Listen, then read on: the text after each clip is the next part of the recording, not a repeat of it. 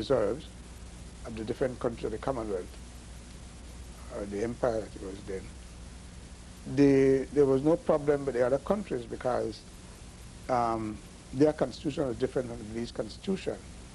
So the British government simply took their gold reserve and used it for the war effort. In the case of British Honduras, however, because of our constitution, we were a settled colony, so the British government had to get the consent of the legislature in order to have our gold reserve. And the legislators did not want to pass the bill. So they promised to, the British government said, well, you can put in the bill that there can be no change of the parity of the Belize dollar with the American dollar, except there's a special bill passed. And so legislators happily put this in and thought they were safe. But as you know, in 1949, this situation changed when the governor used his reserve powers. Well, before we get to 49, which is a pivotal change in our whole political history. Yes. I understand that there was a special workshop, you may call it, or after-school that the Jesuit priests had set up in Belize City, which sought to bring promising young Belizeans into a class situation to, as some people described it, teach politics, educate young promising Belizeans on the nature of politics. I understand in that class there were yourself, also George Price, Lee Richardson. Yeah. I've heard the name Nicholas Pollard. There were several others. Yes. Can you tell us about that class? What was the idea of the workshop? What were they, do you think, trying to achieve at the time? Well, by that time we were in the trade union movement. The General Workers Union had been founded about 8 years before. And you were already involved in it? Well, we became involved through our interest in politics. How did that interest, maybe I should go back and find out, how did your interest in politics initially? I'll tell you what, Lee Richardson used to be a teacher at Wesley School. I was in the civil service. And I was in Punta Gorda, working in the Punta Gorda post office in 1946, I think it was, or thereabout. And Lee and I had always discussed the idea of starting up a newspaper, but we couldn't raise capital to start a newspaper.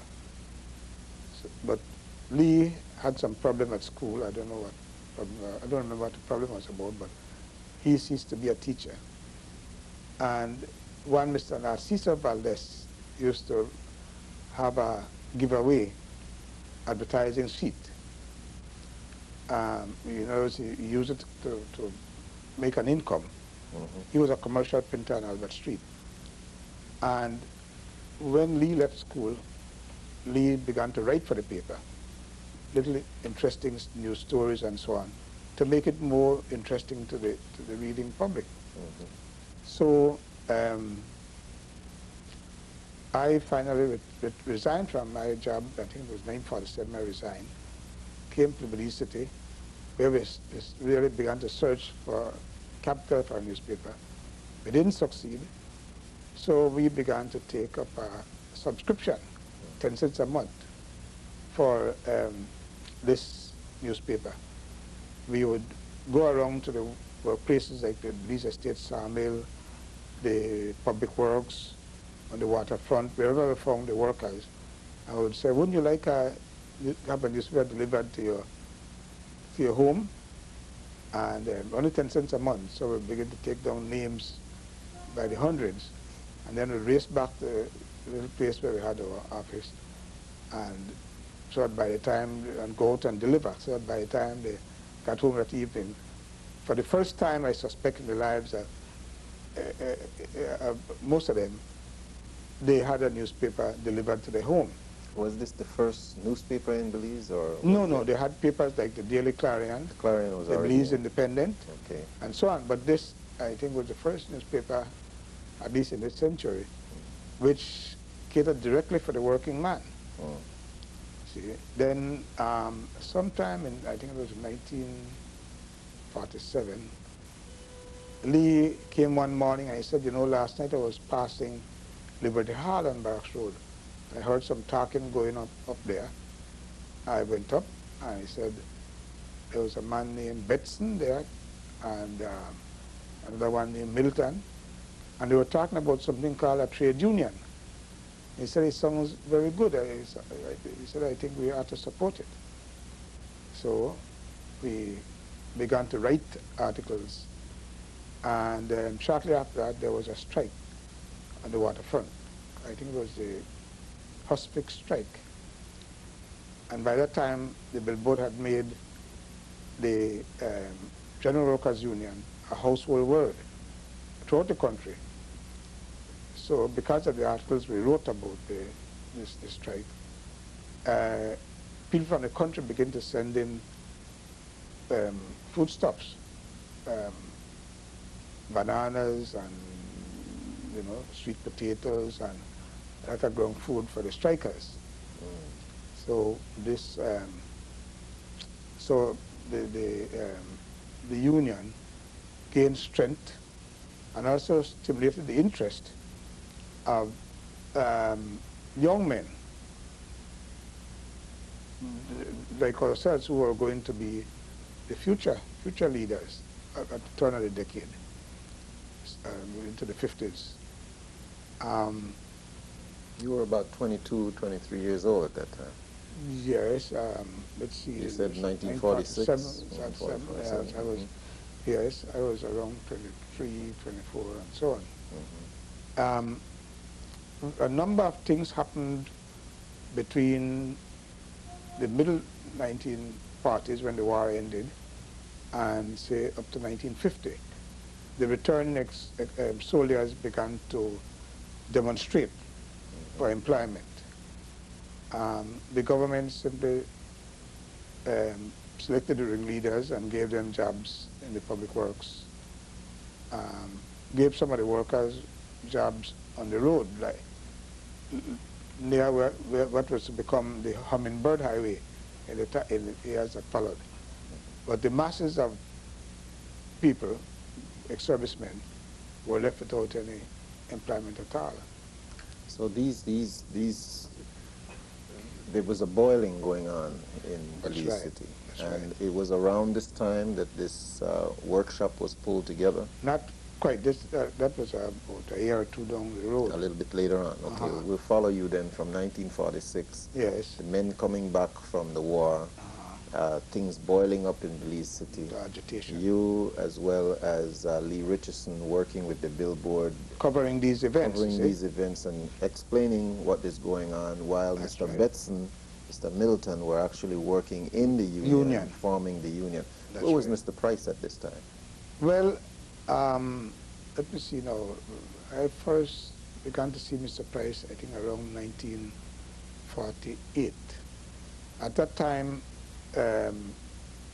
the alumni group, which was graduates of St. John's College, who began to take an interest in politics.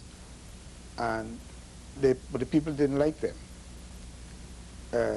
They used to have meetings out by the battlefield there, on the street between Belize and what is now known as Battlefield. But in fact, it was known as Battlefield in those days. Then it became Central Park. I know it's Battlefield Place or something like that now. And this alumni group, including George Price, used to have meetings from in the back of a truck, so that when the people begin to stone them, the truck simply drove off. In those days there was no standing political parties. You had parties which came up at the time of election, and then after election they just put it out. They had parties like Native First Party or Progressive Party or something like that. And you had politicians like Morris Steen and his brother, the other Steen who was, what's his name now? Boston? Boston, yes. And they dominated the politics, which was mainly municipal politics. You had two representatives of Belize City in the House, in what was called Legislative Council. One of them was the Honorable Johnny Smith. The other was the Honorable Herbert Fuller. But they didn't have much of a party backing. And of course, politics was in its, at least national politics was in a rather primitive stage in those days. We used to go to the battlefield to listen to meetings, and since there were no loudspeakers, people would speak. You would have 3 or 4 meetings going on at the same time on the battlefield, and you just simply wander from one to the other and to the other. Then I think it was sometime in 1948, Lee and I handled the campaign for Morris Steen. It was a by-election, so there was one candidate on the running. The suffrage was limited to those who owned a certain amount of property or earn a certain amount of income. So the voters list was very short. I don't remember the amount, but must have been, let's say, 100 and odd voters. In the whole Belize? In the whole Belize City. Belize City. So as Morrell's campaign manager, Lee and I would work out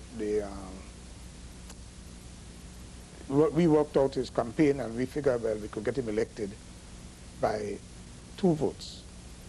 And his opponent was Barrister Ezekiel Grant. And we had a lot of fun with this campaign because Barrister Grant was reputed, when he was a magistrate in Nuri, to have sent a mule to jail for illegally consuming the grass in the government compound. So this featured in the election because one day a mule was taken around the city with a bell and a sign which said, "Don't vote for him, he put me in jail." But it was a lot of fun, and little or no malice. On the nights when they had meetings at the courthouse, at the battlefield, we would help Morrell to get on the rostrum because he was usually an imbiber. Yeah. So we would help him up with the rostrum. He would stand there and he'd point and he'd talk about the various things and so on. And he was a very slow and deliberate speaker, and he used sometimes some very ponderous words and so on. But just as we had figured out, he won by 2 votes. But after that, we resumed our work with the billboard. And one of the first, we were picking up subscription one day. I went to him for subscription. And he said, I wonder if I should give you fellows. You fellows really give me hell in this campaign. But he said, never mind, I will subscribe. But that's the way politics was in those days. So it's a little more relaxed. That's right. Then let's go to devaluation, since things changed drastically after the devaluation in 1949. Now, in September of 1949, the British government devalued the currency, they devalued the British pound, but along with it, the currency of every